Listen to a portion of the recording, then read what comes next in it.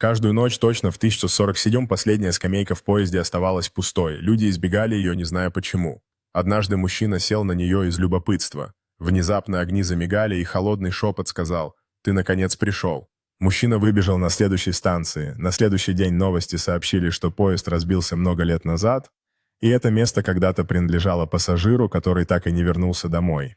Мужчина, охваченный страхом, не мог забыть тот жуткий шепот и решил рассказать друзьям. Они смеялись, недоверчиво качая головой, но когда один из них также решил протестировать свою храбрость и сел на то самое место, они все начали ощущать ледяное дыхание воздуха.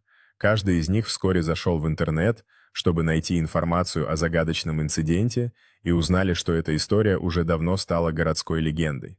Они обнаружили, что поезд отправлялся каждый вечер в одно и то же время, а та последняя скамейка принадлежала юной женщине по имени Анна, которая исчезла в ту ночь. Друзья начали собирать информацию о ее жизни, надеясь раскрыть тайну, но каждый шаг только усиливал напряжение, и вскоре странные вещи начали происходить вокруг них. Ночью в их доме иногда слышали тихие шепоты, словно сама Анна пыталась предупредить их о чем-то.